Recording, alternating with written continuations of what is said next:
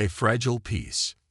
In the vast expanse of the galaxy, a delicate balance held sway among the stars. For eons, the various spacefaring races had coexisted in a tenuous peace, bound together by the Galactic Council. This grand assembly served as a forum for diplomacy and compromise, ensuring that no single empire grew too powerful or too bold. But change was coming to the cosmos. A new race had arrived on the galactic stage, one that few had taken seriously at first glance. They called themselves humans, hailing from a small, unremarkable planet on the fringes of known space. To the elder races, they seemed pitiful and primitive, barely worthy of a seat at the council. However, the humans proved to be more ambitious and determined than anyone had expected. With tireless effort and unmatched ingenuity, they rapidly expanded their reach, establishing colonies and outposts across unclaimed systems. Their population swelled as their technology advanced by leaps and bounds, drawing the attention and envy of their galactic neighbors. One empire in particular watched humanity's rise with growing unease: the Zorath Dominion. Ancient and powerful, the Zorathians had long been accustomed to unchallenged supremacy in their region of space. They viewed the upstart humans as a threat to their dominance, an unpredictable variable in the equations of power. As humanity's sphere of influence grew with each passing year, the Zorathians found their patience wearing thin. Skirmishes broke out along the borders between human and Zorathian space, small at first, but growing in frequency and intensity. The Galactic Council attempted to mediate, but their efforts were met with increasing hostility from the Dominion. Unbeknownst to the galaxy at large, Earth's leaders had come to a grim conclusion. War with the Zorathians was not a question of if, but when. Humanity needed an edge, a trump card to play when the inevitable conflict began. In secret, the greatest human minds came together to work on a project that would change the balance of power forever.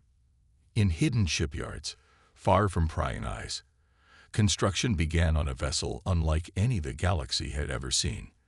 Larger, faster, and more heavily armed than any warship in history, it was humanity's greatest hope for survival in the coming storm. The project was given a codename spoken only in whispers: Prometheus.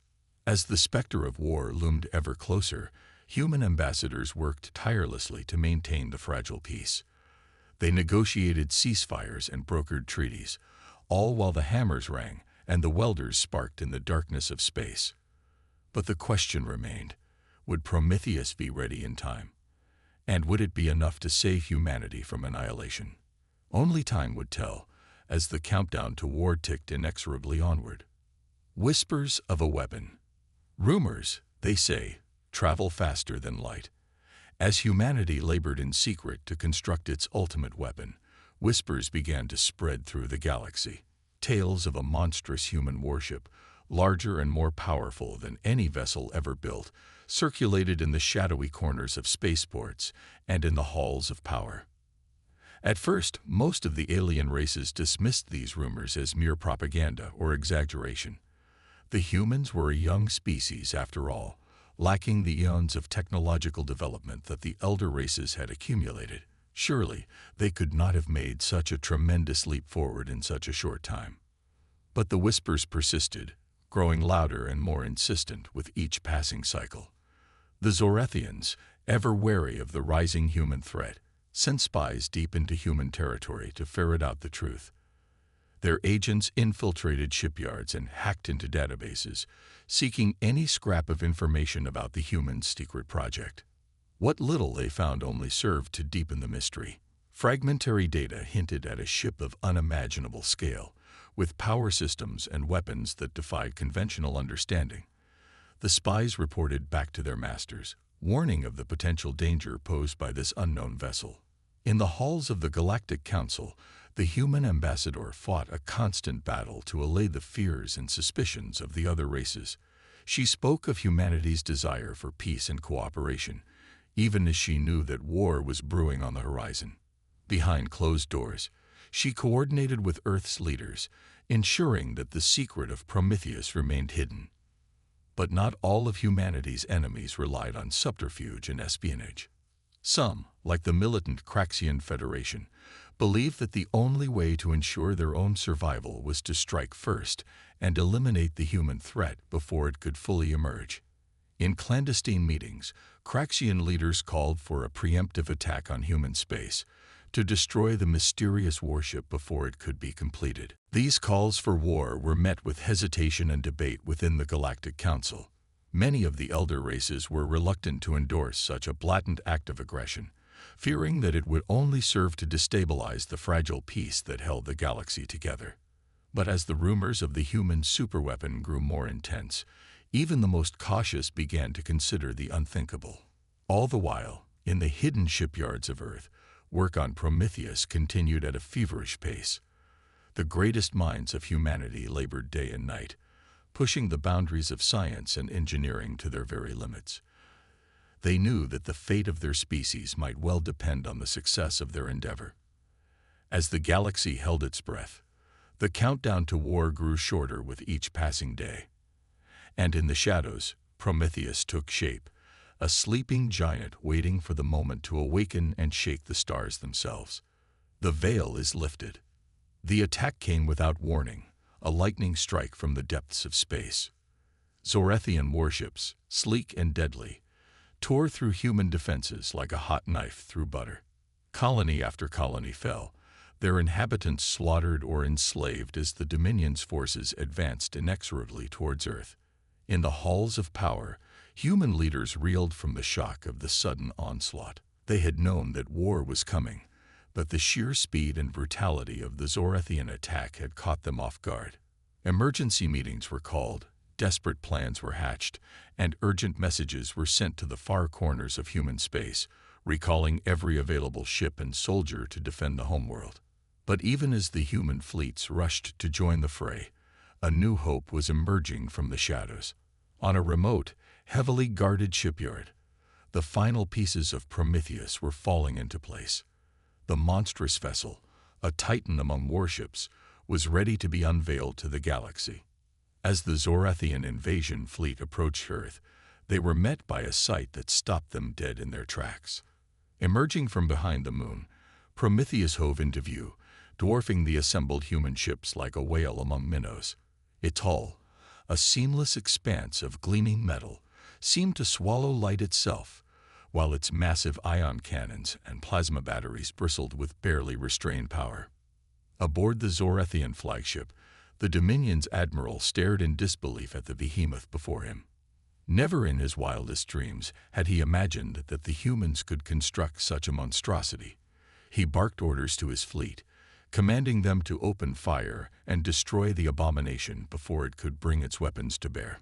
But even as the Zorethian ships unleashed their fury, Prometheus shrugged off their attacks like raindrops on a mountainside.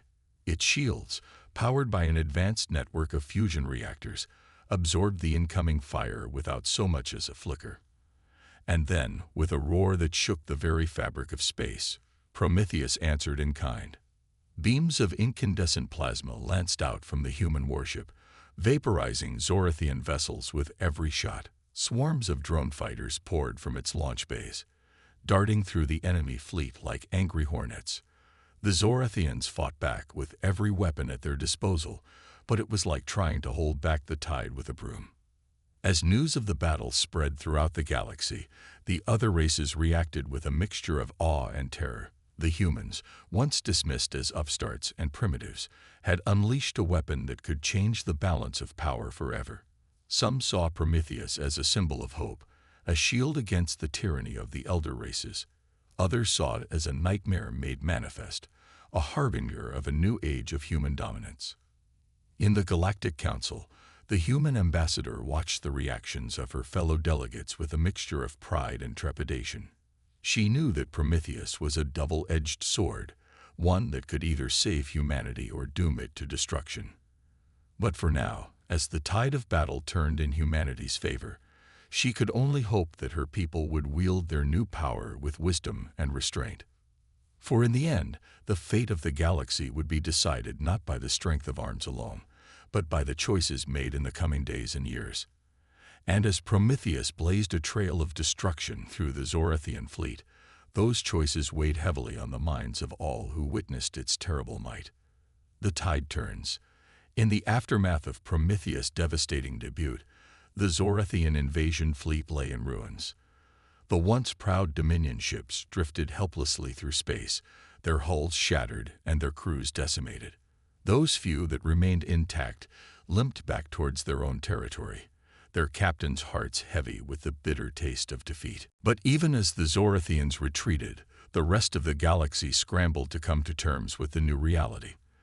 The human battleship had proven itself to be more than a match for anything the elder races could field, its advanced weapons and defenses far beyond the scope of any known technology.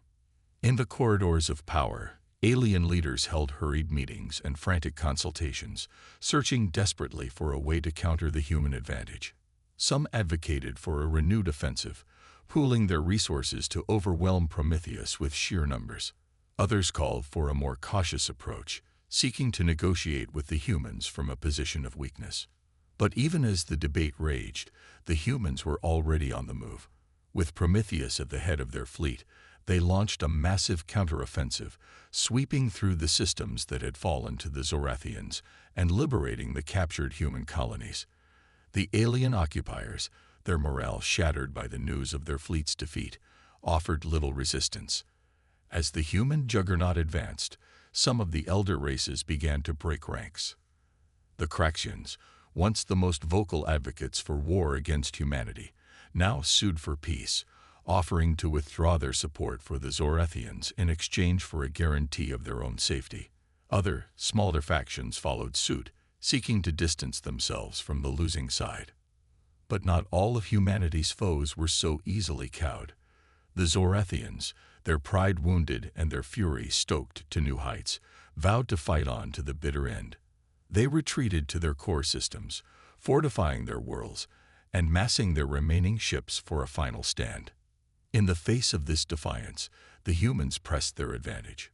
With Prometheus spearheading the assault, they launched a series of daring raids deep into Zorathian space, targeting key shipyards and weapons factories. The mighty battleship proved its worth time and again, shrugging off the Dominion's most powerful defenses and laying waste to their installations with impunity. As the Zorathians' strength dwindled, the humans' allies grew more bold. The Galactic Council, once paralyzed by indecision and fear, now threw its weight behind the human cause, condemning the Dominion's aggression and calling for its complete surrender. And still Prometheus continued its relentless advance, a symbol of human determination and ingenuity in the face of overwhelming odds. Its crew, drawn from the best and brightest of humanity's warriors and scientists, worked tirelessly to keep the ship at peak performance, repairing battle damage and refining its systems with each passing day. As the galaxy held its breath, the final confrontation loomed on the horizon. The Zorathians, their backs against the wall and their options exhausted, prepared to make their last stand. And Prometheus, the mighty titan that had turned the tide of war, readied itself for the ultimate test of its power and resilience. For better or for worse, the fate of the galaxy would be decided in the fires of battle once more. And this time, there would be no turning back. A new galactic order. The end, when it came, was swift and brutal. The Zorathian homeworld, a monstrous gas giant orbited by a network of heavily fortified moons, stood as the final bastion of the Dominion's power. Here, the remnants of their once mighty fleet gathered, preparing for the inevitable human assault. But even the most advanced defenses could not stand against the might of Prometheus. The Titanic battleship, flanked by the full strength of the human armada, tore through the Zorathian lines like a bolt of lightning through a storm cloud. Its weapons, powered by the most advanced technology ever conceived by human minds, laid waste to the enemy ships with ruthless efficiency. And then, in a final desperate gamble, the Zorathians unleashed their ultimate weapon. A swarm of self-replicating nanomachines designed to consume all matter in their path and reduce entire worlds to lifeless husks. The machines swept towards the human fleet, a tidal wave of destruction that threatened to engulf them all. But Prometheus was ready. Its crew, forewarned of the nanomachines' existence by their intelligence networks, had developed a countermeasure, a pulse of ultra-high-frequency radiation that would disrupt the machine's programming and render them inert. With a single, blinding flash, Prometheus unleashed its trump card, and the nanomachine swarm dissolved into nothingness. With their last hope extinguished, the Zorathians had no choice but to accept defeat. Their leaders, knowing that further resistance would only lead to the complete annihilation of their species, agreed to the humans' terms for surrender. The Dominion was no more, its territories and resources now under the control of Earth and its allies. In the aftermath of the war, the galaxy was forever changed. The humans, once dismissed as upstarts and primitives, now stood as the undisputed masters of the stars. Their sphere of influence expanded rapidly, as more and more races sought to ally themselves with the rising power. The Galactic Council, too, underwent a transformation. No longer a forum for squabbling and infighting, it became a true governing body, with humanity at its head. The human ambassador, now elevated to the rank of High Chancellor, worked tirelessly to forge a new era of peace and cooperation between the races. But even as the galaxy basked in the glow of a new dawn, the specter of Prometheus loomed large in the minds of all. The mighty battleship, now a symbol of human power and ingenuity, served as a constant reminder of the price of aggression and the folly of underestimating the determination of a united humanity. As the years passed, humanity continued to push the boundaries of science and exploration, venturing ever deeper into the uncharted reaches of space. And always, Prometheus stood ready, a silent guardian watching over the fragile peace that had been bought with so much blood and sacrifice. For the galaxy had learned, at long last, the true meaning of the old human saying, Si vis pacem, para bellum. If you want peace, prepare for war. And in the shadow of Prometheus, the greatest warship ever built by human hands, a new chapter in the story of the galaxy began to unfold. A chapter of hope, of promise, and of the enduring resilience of the human spirit. A chapter that would be written in the stars themselves, for all eternity.